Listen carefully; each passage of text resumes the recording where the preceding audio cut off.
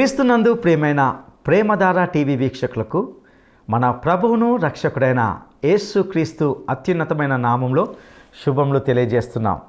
నేటి మన ధ్యాన భాగంలో మనము యోహాను సువార్త 7వ అధ్యాయము 25 నుండి 53వ వచనం వరకు ధ్యానించుకుంటాం. ఇందులో యేసును ద్వేషించిన వారు ఆయన్ని పట్టుకొని చంపడానికి యత్నం చేశారు, కానీ ఆయన సమయము ఇంకను రాలేదు గనుక ఆయన్ను ఎవరు ఏమి చేయలేకపోయినట్లుగా చూస్తాం.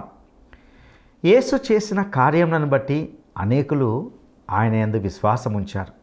అయితే ప్రకృతి సంబంధులైన అనేకులకు యేసు మాటల్లోని ఆధ్యాత్మిక భావాన్ని గ్రహించలేకపోయారు.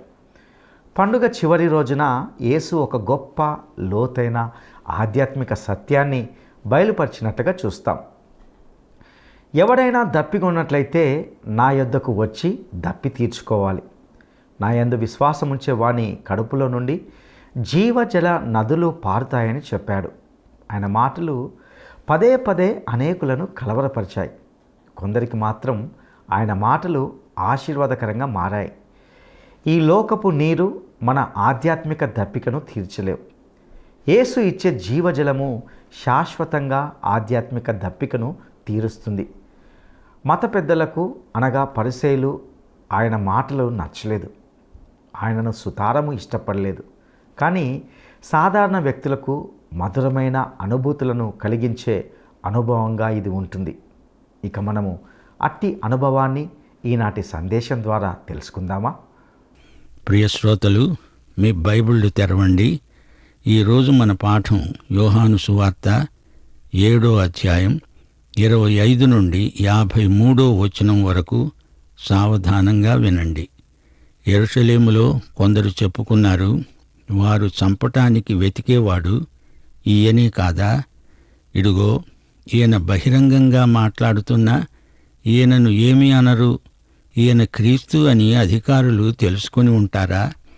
అయినా ఈయన ఎక్కడివాడో ఎరుగుదుము. క్రీస్తు వచ్చినప్పుడు ఆయన ఎక్కడివాడో ఎవరూ ఎరగరు. యేసు దేవాలయములో బోధిస్తూ బిగ్గరగా అన్నాడు, మీరు నన్ను ఎరుగుదురు, నేను ఎక్కడివాడనో ఎరుగుదురు. నా అంతట నేనే రాలేదు, నన్ను పంపినవాడు సత్యవంతుడు. ఆయనను మీరు ఎరుగరు. నేను ఆయన వద్ద నుండి వచ్చాను. ఆయన నన్ను పంపాడు గనుక నేను ఆయనను ఎరుగుదును.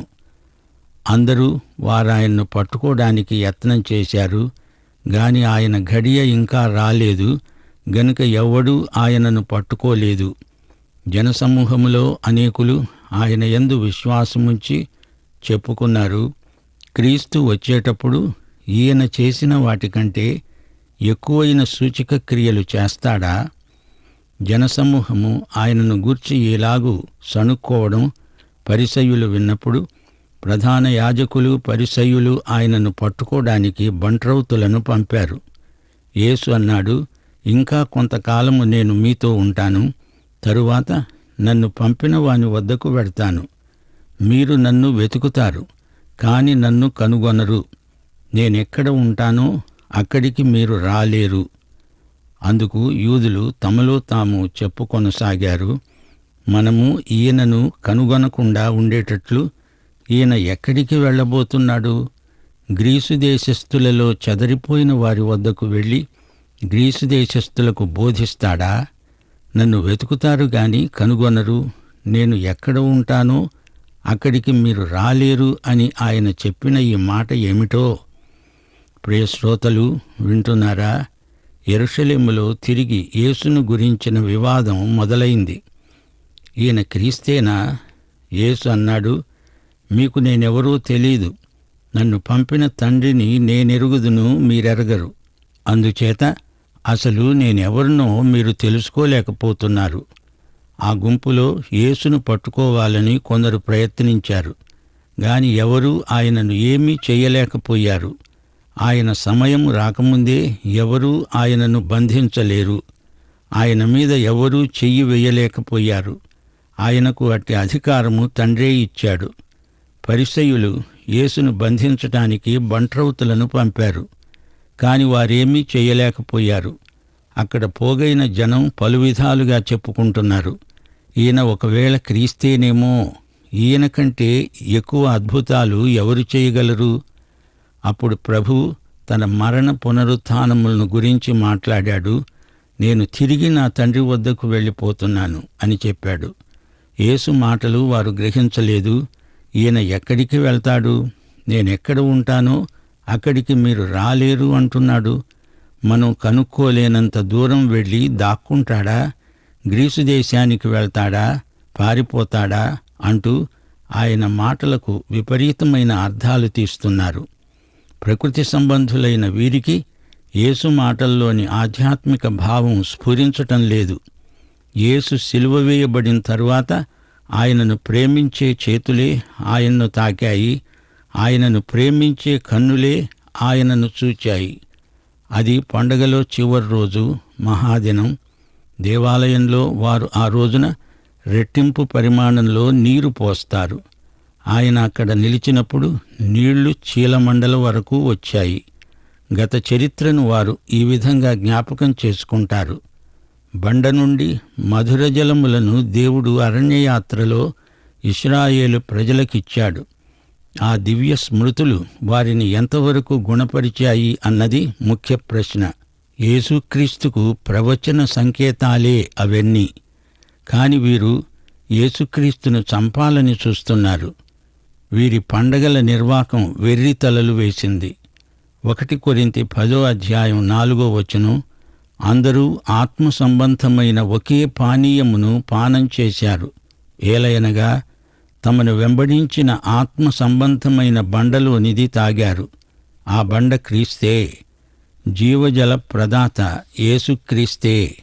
37 నుండి ఆ పండగలో మహాదినమైన అంత్యదినమున యేసు నిలిచి బిగ్గరగా అన్నాడు, ఎవడైనా దప్పిగొన్న ఎడల నా వద్దకు వచ్చి దప్పి తీర్చుకోవాలి. నా యందు విశ్వాసముంచేవాడు ఎవడో లేఖనము చెప్పినట్లు వాని కడుపులో నుండి జీవజల నదులు పారతాయి. తన యందు విశ్వాసముంచేవారు పొందబోయే ఆత్మను గూర్చి ఆయన ఈ మాట అన్నాడు. యేసు ఇంకా మహిమపరచబడలేదు గనుక ఆత్మ ఇంకా అనుగ్రహించబడి ఉండలేదు. జనసమూహములో కొందరు ఈ మాటలు విని నిజముగా ఈయన ఆ ప్రవక్తే అన్నారు. మరికొందరన్నారు, ఏమిటి, క్రీస్తు గలిలయలో నుండి వస్తాడా? క్రీస్తు దావీదు సంతానములో పుట్టి దావీదు ఉన్న బెత్లెహేమనే గ్రామములో నుండి వస్తాడని లేఖనం చెప్పడం లేదా? కాబట్టి ఆయనను గూర్చి జనసమూహములో భేదం పుట్టింది. వారిలో కొందరు ఆయనను పట్టుకోవాలని చూచారు, గాని ఎవడూ ఆయనను పట్టుకోలేదు. శ్రోతలు, యేసు పిలుపు సార్వత్రికమైనది. ఎవడైనా సరే దప్పిగొని ఉంటే నా వద్దకు నిరభ్యంతరంగా రావచ్చు అంటున్నాడు ప్రభువు. ఎవడైనా రావచ్చు, గాని దప్పిగొన్నవాడే వస్తాడు. నీవు దప్పిగొన్నావా? దాహం తీర్చుకోగోరుతున్నావా? అయితే ఈ పిలుపు నీకే. ఈ లోక సముద్రంలో నీరు ఉప్పు నీరు. అది నీ దాహం తీర్చదు. తాగిన కొద్దీ దాహం మరీ ఎక్కువై అది నిన్ను చంపేస్తుంది. ఆయన దగ్గరికి రా. ఆయనను స్వకీయ రక్షకునిగా అంగీకరించి చూడు. నీ దాహం తీరుతుంది. నీవు తాగిన జీవజలం నీలో నుండి పొర్లిపారుతుంది. నీ అంతరాంతరాల్లో నుంచి జీవజల నదులు పారతాయి. పెంతెకొస్తునాడు పరిశుద్ధాత్మ వచ్చాడు, వారిని నింపాడు. వారిలో నుండి జీవజల నదులు భూదిగంతాల వరకు పారాయి. అప్పటికప్పుడే కొందరు ఆయన్ను అంగీకరించారు. జీవజల పానము చేసిన వారై తృప్తి పొందారు. గాని కొందరు అంగీకరించని వారున్నారు. వారిలో అనేక సందేహాలు గూడు కట్టుకొని ఉన్నాయి. ఆయన దావీదు కుమారుడా అంటే, అవును, దావీదు గోత్రమందు పుట్టాడు, బెత్లెహేములో పుట్టాడు, నజరేతులో పెరిగాడు. వారి అనుమానాలు నిరాధారమైనవి. ఆయన ప్రవచనాలను నెరవేర్చిన మెస్సియా వారికి వాస్తవం తెలుసుకునే మనస్సు లేదు. పుకార్లు నమ్ముతారు. అందరూ అనేదే వారు అంటారు. అసలు సత్యమేదో ఎవరికీ పట్టదు. యేసు ప్రభు తిరిగి వచ్చే వరకు గుంపు మనస్తత్వం ఇలాగే ఉంటుంది. ఎవరేమి అన్నా అనుకున్నా ఎవరూ ఆయన మీద చెయ్యి వెయ్యలేకపోయారు. దేవుని నిర్ణయానికి ఎవరూ వ్యతిరేకంగా ఏమీ చెయ్యలేరు, అంతే. 45వ వచనం నుండి, ఆ బంట్రౌతులు ప్రధాన యాజకుల వద్దకు పరిసయ్యుల వద్దకు వచ్చినప్పుడు వారడిగారు, ఎందుకు మీరాయనను తీసుకొని రాలేదు? ఆ బంట్రౌతులు అన్నారు, ఆ మనుష్యుడు మాట్లాడినట్లు ఎవ్వరూ ఎన్నడూ మాట్లాడలేదు. అందుకు పరిసయ్యులు వారితో అన్నారు, మీరు కూడా మోసపోయారా? అధికారుల్లో కాని పరిసయ్యుల్లో కాని ఎవడైనా ఆయన యందు విశ్వాసముంచాడా? అయితే ధర్మశాస్త్రమెరుగని ఈ జనసమూహము శాపగ్రస్తమైనది. అంతకు మునుపు ఆయన వద్దకు వచ్చిన నికోదేము వారిలో ఒకడు. అతడడిగాడు, ఒక మనుష్యుని మాట వినకమునుపు, వారు చేసినది తెలుసుకొనక మునుపు మన ధర్మశాస్త్రము అతనికి తీర్పు తీరుస్తుందా? వారన్నారు, నీవు గలిలయుడవా? విచారించి చూడు, గలిలయలో ఏ ప్రవక్త పుట్టడు. అంతటా ఎవరి ఇంటికి వారు వెళ్ళారు. ప్రియ శ్రోతలు, వింటున్నారా? బంట్రౌతులు ఇచ్చిన సాక్ష్యం ఎలా ఉంది? ఈయనలాగా మాట్లాడిన వ్యక్తి మరొకడు ఎవ్వరూ లేరు, కానరారు.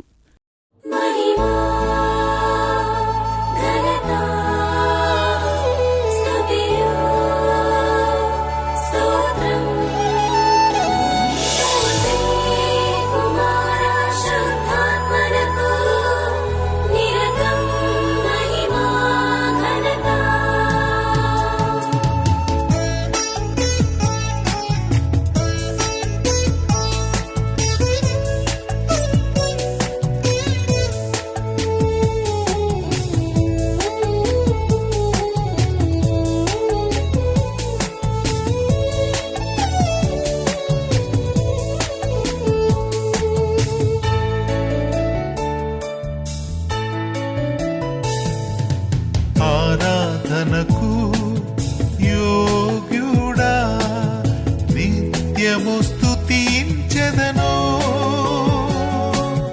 నీ మేలులను మరువకనే ఎల్లప్పుడు స్తుతి పాడెదను.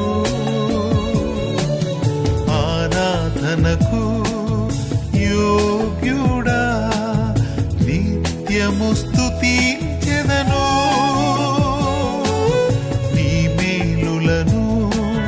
మరువకనే ఎల్లప్పుడు స్తుతి పాడెదను. ఆరాధనా ఆరాధనా ఆరాధనా ఆరాధనా, నీ మేలులకై ఆరాధనా, నీ దీవెనకై ఆరాధనా, ఆరాధనా, నీ దీవెనకై ఆరాధనా, ఆరాధనా ఆరాధనా ఆరాధనా ఆరాధనా.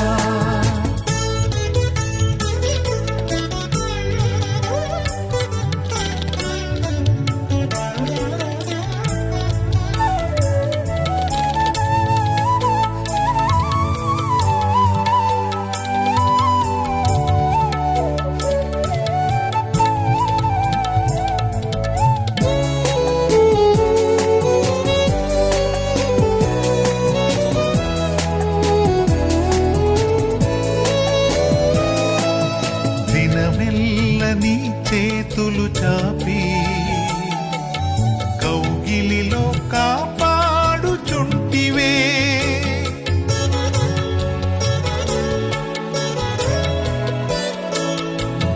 దినమెల్ల నీ చేతులు చాపి నీ కౌగిలిలో కాపాడుచుంటివే. నీ ప్రేమ, నీ జాలి, నీ కరుణకై నా పూర్ణ హృదయముతో సన్నుతింతును. నీ ప్రేమ, నీ జాలి, కరుణకై నా పూర్ణ హృదయముతో సన్నుతింతును. ఆరాధనా ఆరాధనా ఆరాధనా ఆరాధనా నీ ప్రేమకై ఆరాధనా నీ జాలికై ఆరాధనా నీ ప్రేమకై ఆరాధనా నీ జాలికై ఆరాధనా ఆరాధనా ఆరాధనా ఆరాధనా ఆరాధనా.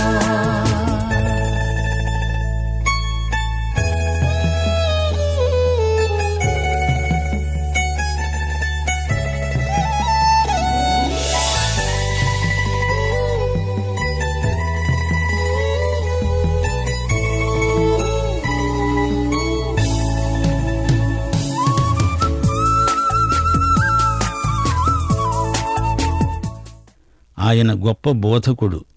ఆయన మరణ పునరుత్థానాల సత్యమే మనల్ని రక్షించింది. దేవునికి స్తోత్రం.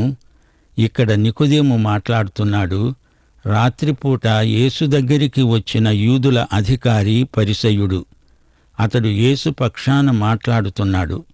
వారందరూ ఒక్కుమ్మడిగా అతన్ని వేళాకోళం చేస్తూ, నువ్వు గలిలయుడివా అంటున్నారు. గలిలయుడు అంటే వారి అంచనా ప్రకారం హీనుడు, మోటు మనిషి, అనాగరికుడు, సభ్యతా సంస్కారము లేని మనిషి. గలిలయలో ఏ ప్రవక్త పుట్టడు అనే లేఖనాలను ఉటంకిస్తున్నారు. అసలు నిజమేమిటంటే యేసు గలిలయ నుండి వచ్చినవాడు కాడు. బెత్లెహేములో పుట్టాడు. ఆయన పరలోక మహిమ నుండి వచ్చినవాడు. యెషయా గ్రంథం 9వ అధ్యాయం 6వ వచనం, మనకు శిశువు పుట్టాడు, మనకు కుమారుడు అనుగ్రహించబడ్డాడు. ఈ కుమారుడు పరలోకము నుండి వచ్చాడు. అంతటా ఎవరి ఇంటికి వారు వెళ్ళారు గాని ఎవ్వరూ యేసును తన ఇంటికి రమ్మని ఆహ్వానించలేదు. అది పండుగ రాత్రి. ఆయన ఆలివు కొండకు ఏకాంత ప్రార్థన కోసం వెళ్ళాడు. రాత్రిపూట ఆయన యెరూషలేములో ఉండడు. ప్రియ సోదరుడా, సోదరి, నీ ఇంటికి నీవు వెళ్తున్నావా? యేసును వదిలేస్తున్నావా? ఆయన్ను నీ ఇంటికి రమ్మని పిలువు. ఆయన సన్నిధిలో, ప్రేమలో, వెలుగులో జీవించు. ఈ అధ్యాయంలో బంట్రౌతులు దేవాలయానికి చెందినవారు. వారు యేసును బంధించి తేవడానికి పంపబడ్డారు. కాని వట్టి చేతులతో వచ్చారు. అధికారులతో వారన్నారు, ఆయన మాట్లాడినట్లు ఏ మనిషి ఎన్నడూ మాట్లాడి ఉండలేదు. బంట్రౌతుల సాక్ష్యం అధికారులను కలవరపరిచింది. ఆయనలో మానవాతీత శక్తులున్నాయని బంట్రౌతులు చెబుతున్నారు. సువార్తల్లో యేసు గొప్ప బోధకుడుగా పరిచయం చేయబడ్డాడు. మత్తయి సువార్త 7వ అధ్యాయం 29వ వచనం, ఆయన వారి శాస్త్రుల వలె కాక అధికారము గలవాని వలె బోధించాడు. మత్తయి సువార్త 22వ అధ్యాయం 46వ వచనం, ఎవడూ ఆయనకు మారుమాట చెప్పలేకపోయారు. ఆయన బోధిస్తూ ఉంటే యూదులు ఆశ్చర్యపడి, చదువుకోని ఇతడు ఈ పాండిత్యము ఎలా సంపాదించాడు? ఇది ఎక్కడి నుంచి వచ్చింది అని చెప్పుకున్నారు. యోహాను సువార్త 12వ అధ్యాయం 19వ వచనం, వారంతా చెప్పుకున్నారు, ఇదిగో యేసు వెంట లోకమంతా పోతున్నది. పరిసయ్యుల గర్వం మరీ శృతిమించింది. అధికారుల్లో కాని పరిసయ్యుల్లో కాని ఎవడూ ఆయన యందు విశ్వాసముంచడు అంటున్నారు. వీరి గర్వం, స్వాతిశయం హద్దుమీరింది. దేవుని కుమారుని యందలి విశ్వాసం తమ అంతస్తుకు తగింది కాదని వారి అహంభావం. తమకెంతో విద్య ఉంది, ఈ పామరుడైన యేసును మేము వెంబడిస్తామా అనే స్వాతిశయం వారిని నింపివేసింది. అయినా అధికారుల్లో కొందరు ఆయన యందు విశ్వాసముంచారు. యోహాను సువార్త 12వ అధ్యాయం 42వ వచనం, అధికారులలో కూడా అనేకులు ఆయన యందు విశ్వాసముంచారు. 19వ అధ్యాయం 38-39 వచనాలు, అరిమతయ్య యోసేపు యేసుక్రీస్తు యొక్క రహస్య శిష్యుడు.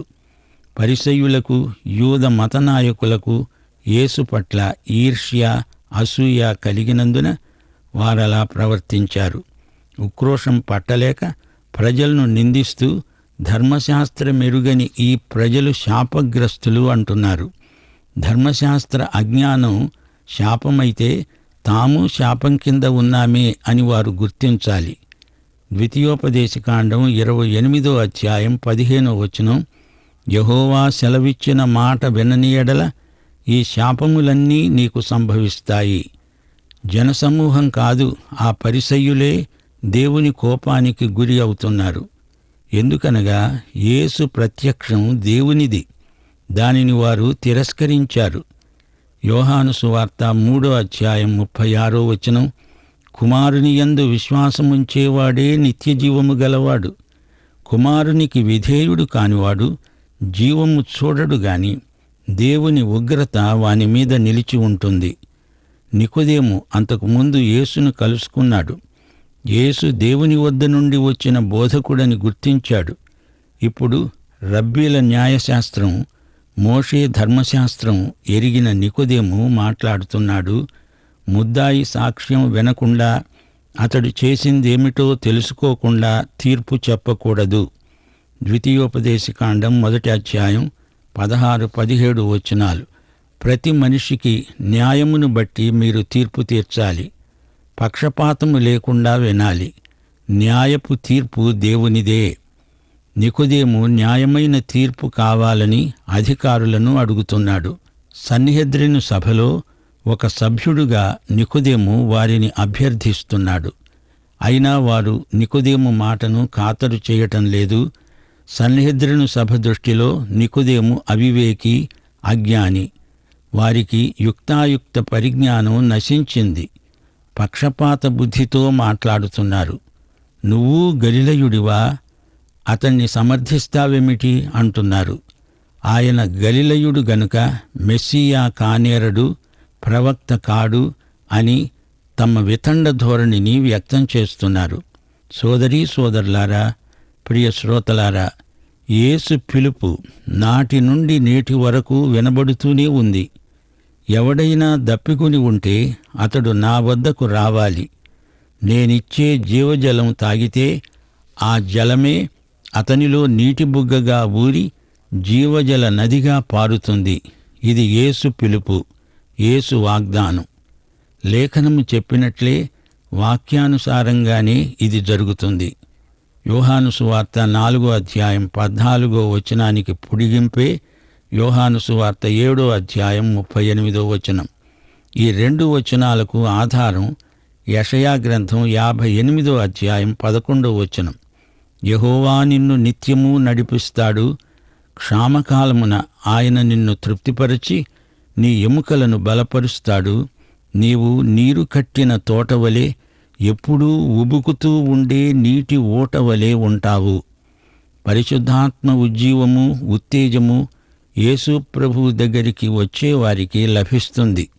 శరీరము, కడుపు, హృదయము, మనసు, జీవము ఇవన్నీ పలు విధాలైన ఉద్రేకాలను వ్యక్తం చేసే సాధనాలు. పేగులు అంతఃకరణను వ్యక్తం చేస్తాయి. సామెతలు 20వ అధ్యాయం 27వ వచనం, నరుని ఆత్మ యెహోవా పెట్టిన దీపం, అది అంతరంగములన్నిటినీ శోధిస్తుంది. ఆత్మ ప్రవాహమే జీవజల నది, పారుదల పవిత్రీకరిస్తుంది. ప్రభు అంటున్నాడు, నా దగ్గరికి రండి, నన్ను నమ్మండి, నన్ను అంగీకరించండి. మీలోకి నా జీవజలం ప్రవహిస్తుంది, మీ ద్వారా అది పారుతుంది. వడిగా ప్రవహించే నది సమస్త ప్రాణులను బ్రతికిస్తుంది. పరిశుద్ధత, తృప్తి మీకు ప్రాప్తిస్తాయి. నిర్గమకాండం 17వ అధ్యాయం 6వ వచనం, హోరేబులోని బండలో నుండి ప్రవహించిన నీరు వారి దాహాన్ని తీర్చింది.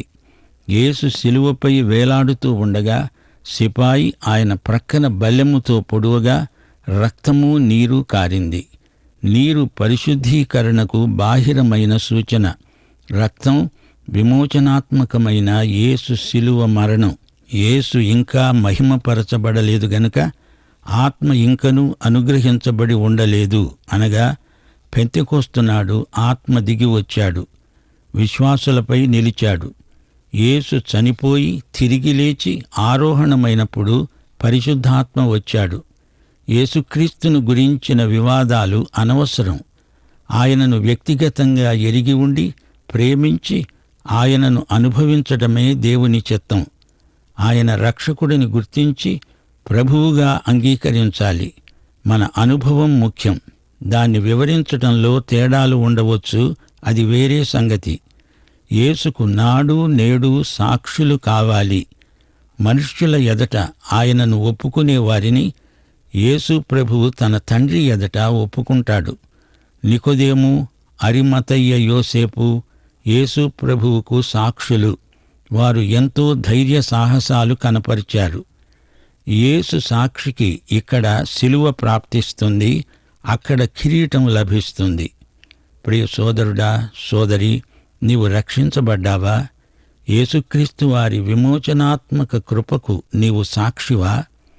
ప్రభు అయిన యేసుక్రీస్తు వారి దివ్యకృప, తండ్రి అయిన దేవుని పరమ ప్రేమ, పరిశుద్ధాత్మ యొక్క అన్యోన్య సహవాసము మనకందరికీ సదాకాలము తోడై ఉండునుగాక. ఆమేన్. గలిలయుడు అనగా పరిసయ్యుల అంచనా ప్రకారం ఎవరు? గలిలయుడు అనగా పరిసయ్యుల అంచనా ప్రకారం ఎవరు? జవాబు: ఒక అనాగరికుడు, ఒక ఆత్మీయుడు, ఒక అర్థం కాని వ్యక్తి. ఈ ప్రశ్నకు సరైన జవాబును ఈ వాట్సాప్ నంబరుకు పంపండి. మా వాట్సాప్ నంబర్ 9399952570.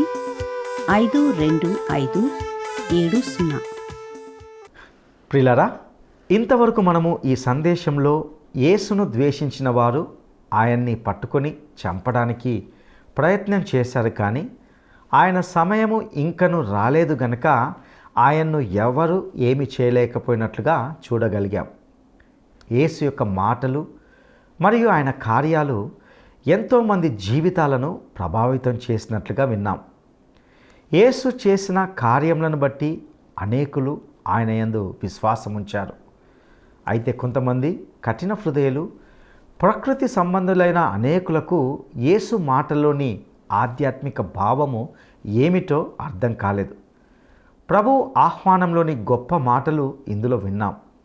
ఎవడైనా దప్పిగొన్నట్లయితే నా యొద్దకు వచ్చి దప్పి తీర్చుకోవాలి, నా యందు విశ్వాసం ఉంచేవాని కడుపులో నుండి జీవజల నదులు పారుతాయని యేసు చెప్పాడు. ప్రియులారా, ఆయన మాటలు పదే పదే అనేకులను కలవరపరిచాయి. మరికొందరికి ఆయన మాటలు ఆశీర్వాదకరంగా మారాయి. ప్రియ సహోదరుడా, సహోదరి, ప్రస్తుతం ఈ లోకంలో ఎంతోమంది ఆత్మలు ఆధ్యాత్మిక దప్పికతో అలమటిస్తున్నాయి. ఈ లోకపు నీరు మన ఆధ్యాత్మిక దప్పికను తీర్చలేవు. యేసు ఇచ్చే జీవజలము శాశ్వతంగా ఆధ్యాత్మిక దప్పికను తీరుస్తుంది. ఆయన యుద్ధకు వచ్చేవారికి ఉచితంగా ఎటువంటి రోకలు, డబ్బులు, ధనము చెల్లించకుండానే ఉచితంగా ఆయన వాటిని అనుగ్రహిస్తాడు. అటి కృప దేవుడు మీకు దయచేయనుగాక. దైవాశీస్సులు.